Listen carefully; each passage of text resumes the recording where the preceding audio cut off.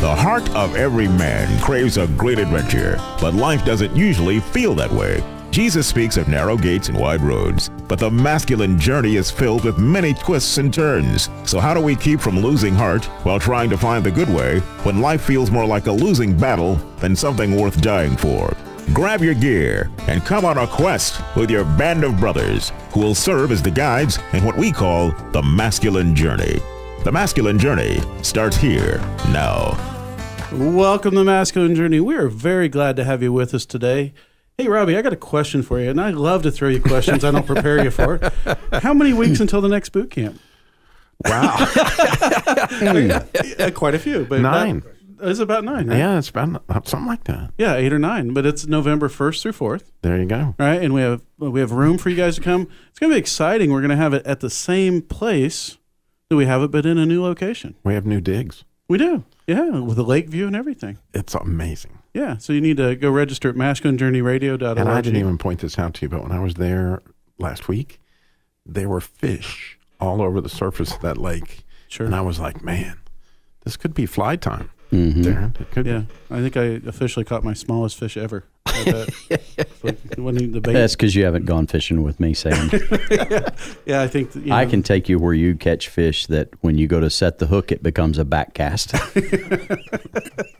Yeah, it's but it's a great lake. I caught some good fish there as well. So masculinejourneyradio.org and go register now. I'm excited about this show today. I really am. Yeah? That's what I want to say. I'm excited about the show today. With your mouth, you're telling us. I am, and what I'm excited about is everybody can relate to this in their life. I'm quite sure that every single person out there can relate to what we're going to talk about today. And we're going to talk about the power of the tongue, right? And the power that it has to give life, right? To speak praise into people's lives, and the power to destroy. Because that's in reality what it does. And a little bit later, I ask one of you guys to read the passage from James, that really talks about that pretty well. But we're going to be using one movie, which we don't normally do. Normally, we use clips from different movies. But Darren, can you tell us a little bit about the movie that we're going to be using the clips from? Yeah, so when Sam sent out, the topic and asked to look at clips, I kind of had a couple that came to mind and thought about it and prayed about it a little bit. And really, there were so many things coming to mind, but what ended up there was the movie The King's Speech. And to set up the whole movie, if you've never seen The King's Speech, I think the phrase is, what are you waiting on? But it's a great movie. It's historical about King George VI becoming a king, and yet he doesn't really want to be the king. He's hoping his brother David's going to be the king. And one of the reasons he's hoping David's going to be the king and grow up, quite frankly, is because he stutters. The reason he stutters is because he grew up with King George V as a father who was a very, very hard man to please. And before George would even get a word out as a kid, Prince Albert was his given name. When he was a kid. Wasn't he in a can? He wasn't a can. Prince Albert was in a can, yes. No, I didn't. Never let him out of the And can. they wouldn't let him out, and that's why he started stuttering. Not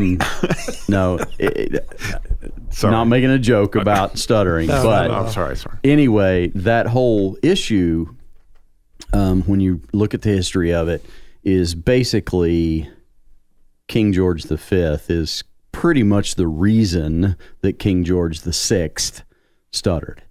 And so it's a story about really bad fathering, although that doesn't make it into the movie except in tiny little clips and pieces.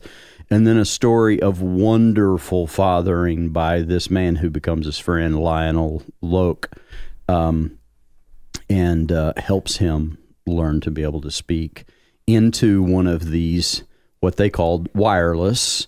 That was in the first days of radio, and there weren't the opportunities to tape anything, so it was live.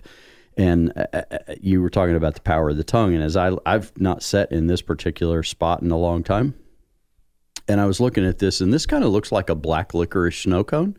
Speaking of the power of the tongue, and I don't like black licorice, and so I would be scared of this if it were me. But anyway, so that's the movie setup, is that George is really struggling with becoming king. And we're going to have some clips. Most of the clips are going to be with this good fathering figure. Yeah. But also one that's not so pleasant. But before we get to that, Jim, can you go through the passage in James for us that really kind of speaks to this? Speaks to it. The tongue. James 3:3 is where I'm going to start. Now, if we put bits into the mouths of horses so they obey us, we direct their whole bodies. And consider ships. Though very large and driven by fierce winds, they are guided by a very small rudder, wherever the will of the pilot directs.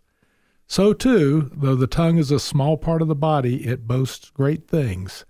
Consider how a small fire sets ablaze a large forest, and the tongue is a fire. And we're going to let it go there. We are. Talk about the fire. Get you fired up right there. Hey, Darren, can you set up this clip real quick about what we're going to listen to? This is with the future king and Lionel. Yeah, so Lionel is hired by the king and his wife actually to help him get through the process of doing speeches on the radio and in public. And so Lionel is getting ready to, they've made a bet with each other, a shilling or a bob, you'll hear in the clip, that Lionel can help the king read something without stuttering. And he has very unorthodox ways, one of which is to put headphones on you while you're listening to music. I'm going to record your voice and then play it back to you on the same machine. This is brilliant. It's the latest thing from America. It's a Silvertone. Pop these on. There's a bob in this, mate. You could go home rich. You're playing music. I know. So how can I hear what I'm saying? Well, surely a prince's brain knows what its mouth's doing. You're not well acquainted with oil princes, are you? Yeah, I don't know how people can speak English and I don't understand it. That's really what confuses me, but it's a quite funny clip. He's talking about, hey, you can get a bob and go home rich. Yeah. To the richest man in the land probably at that time. But, it's a very good setup to this whole thing of this relationship. And because he takes this king way out of his comfort zone, or this prince way out of his comfort zone to help him find some real life. And it's really pretty cool. And I know, we all have stories about where people have been on both sides of the equation, lifting us up and tearing us down. But I wanted to go to the other clip pretty quickly. And this is the father. And this is on Christmas, if I remember right, Darren. That he's it's right after a Christmas message where the father, King George VI, King George V, has done this address, one of the first in history on radio to the nation, and blessed them with this message on Christmas. And so he's now telling his son, who he's afraid might have to be king someday, that he needs to give it a try. And so he's trying to coach him through it. Sit up, straight back, face boldly up to the bloody thing and stare it square in the eye as would any decent Englishman. Show who's in command. Papa, I don't think I can read this. This devilish device will change everything if you don't.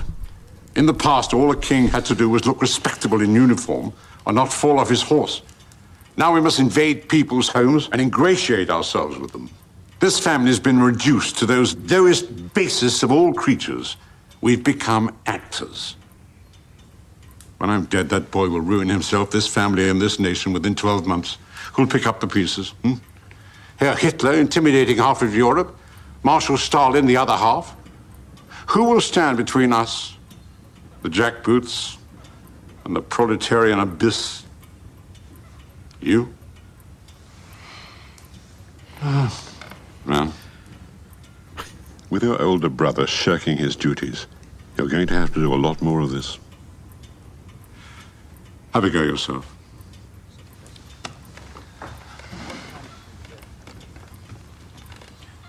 Through them. Wireless. Get it out, boy. One of the marvels of... Modern. Just take your time. Form your words carefully. Science. I am enabled. Relax. Just try it. This Christmas Day to speak to all my. Do it! Wow.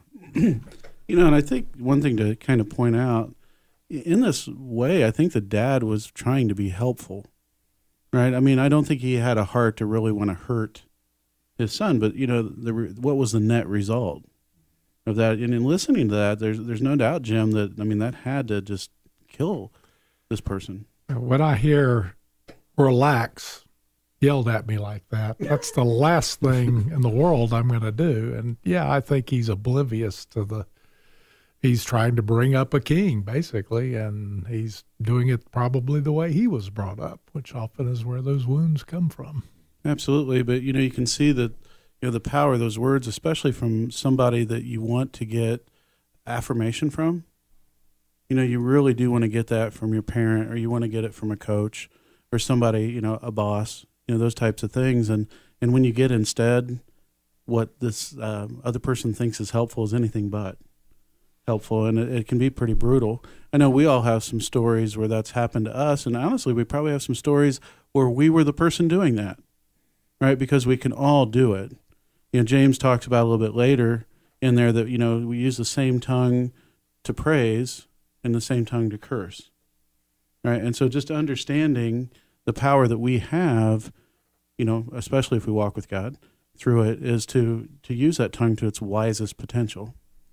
Now, Robbie, I am dying to hear your story right after this break. We have a first ever on our show, I think. Before we came in, we always meet before to talk about the show, and Robbie had a story to share, and we just wouldn't let him share it because we wanted to hear it.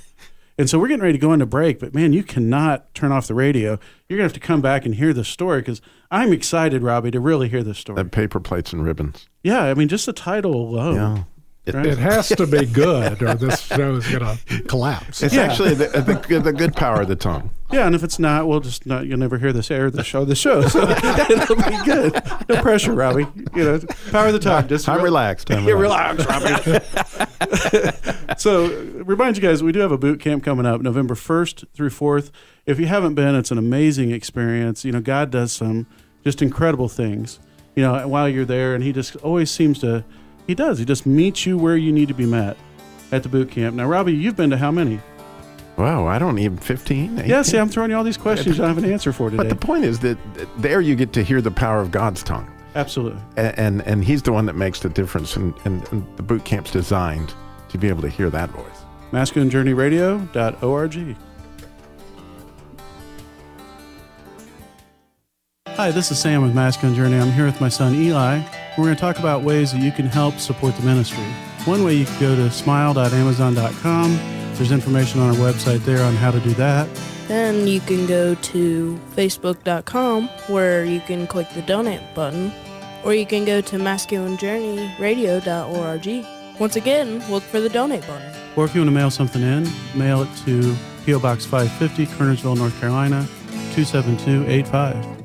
I am William Wallace, and I see a whole army of my countrymen here in defiance of tyranny. God has set within each of us a masculine heart. Why? Why did he give you that heart? And what does the Christian life have to do with any of that? Come join Masculine Journey Radio for a boot camp, November the 1st through the 4th, based on John Eldridge's book, Wild at Heart. And when might that be again? That's a great question, Tiny Jim. November the 1st through the 4th. Go to masculinejourneyradio.org.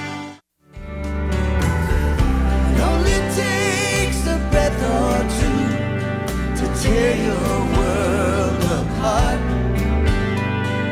Sticks and stones may break your bones, but words can break your heart. Okay, now here's the whole truth of the story. I was listening to this song this weekend, and Don Henley, I love Don Henley and the stuff that he writes, or most of it anyway. And, I was just listening to that, and God just brought to my mind these times where, it wasn't sticks and stones that were hurting me. It was words that were breaking my heart. Yeah, and honestly, I had to cut that. And when I originally heard it, I couldn't understand the lyrics. Oh. And I had to look them up on donhenley.com. And what they actually say, it only takes a breath or two. Right. And then that hit me like a brick. Wow. In 2 breaths, you can let something fly that changes somebody's world. Okay, so true confession time. I have spent most of my life trying to love people. I'm convinced the older and more crotchety that I get, the more I probably hate people. And so it's primarily when I'm in a car, however. I don't have to even be the driver, really, of the car. I could be the passenger. But so we go on trips a good amount. Sheila and I do. This weekend, we went to Augusta, Georgia. My son had a baby. Well, his wife had a baby, actually. Right, yeah. And that would have been a miraculous thing. But anyway, my 6th grandchild. And so we went down there. And we pulled out of their neighborhood, went to get gas, and it literally was probably 2 breaths. We drove, she was trying to save a dime, and so she pulled into a Kroger to get gas, which has 4,323,000 other people who are trying to buy socks, groceries, and gas.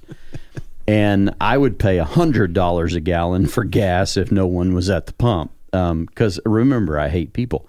And so it's especially in public.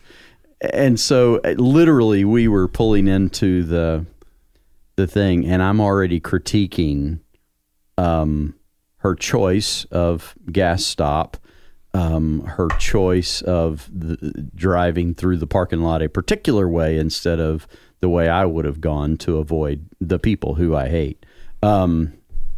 So it only took a breath or two. It really only took a breath or two. And she stopped and she goes, okay, we're not even like off of their street yet.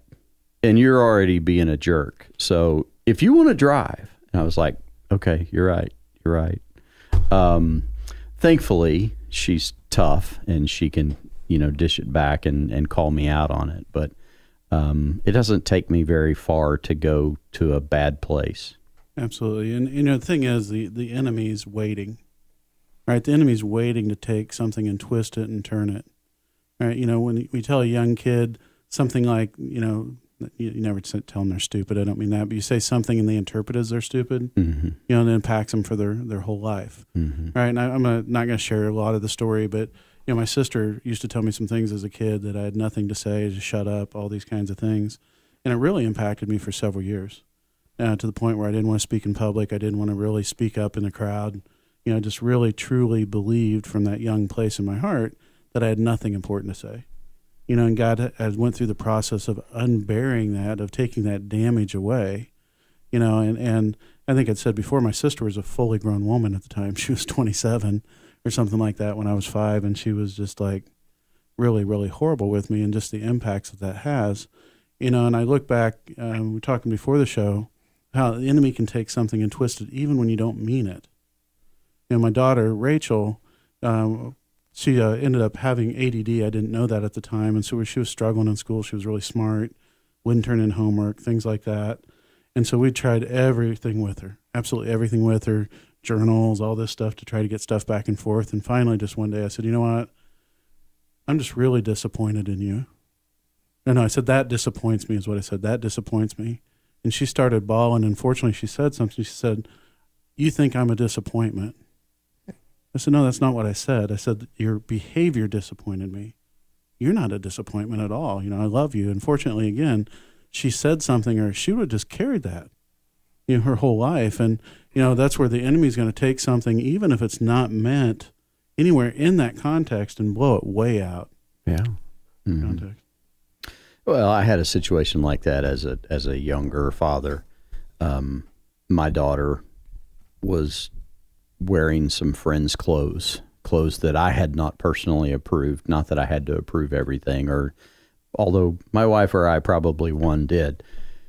And I went to pick her up to take her to the dentist one day, picked her up from school, and she jumped in the car, and I looked at her and said, "What? Where did you get that skirt?" And she said, "Oh, it's so-and-so's." And I said, "Well, we've got to go home and change your clothes before you go to the dentist." And she was appalled. "Why? It's cute." And I, in so many words, said, well, because it makes you look like a streetwalker. That's why. We're going home. I'm not going to take you to the dentist. My daughter is not going to dress this way. Well, not understanding the power of those words. And you might be listening and go, whoa, I mean, if that's the truth hurts, so to speak. Sometimes the truth does hurt. Sometimes the truth doesn't need to be said that way either. And so not realizing that other people who she cared about had recently said some very hurtful things to her, she wore that kind of as a moniker for a period of time. And it wasn't until several years later that she, with a youth minister, sat down and said, do you remember when you said this? This is the power of that, and it hurt this bad. And it started me down a road. Unfortunately, I still fall off of that road and get messed up on some back road every now and then. But it started me thinking. And then this message, quite frankly, has helped me more than anything to understand the power of what the person's heart needs. Not, I'm angry, I'm upset, I'm inconvenienced, how in the world could you, blah, all of those things that come to mind. Those aren't really important right now. What's important is this person's heart and their soul, and how I handle it is a direct reflection of the love of God. Oftentimes, as a father, people grow up looking at God the way that they look at their father often.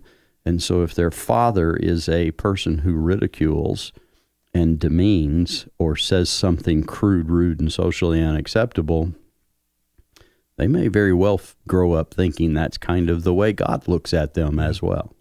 Yeah, it really is. And, you made a point, Darren, before we went on the show that we've all been on that side of the equation, right? And if you're out there listening today and you're saying, hey, I'm just a horrible parent, or I'm a horrible older sibling, or whatever that is, that's not the truth of the situation.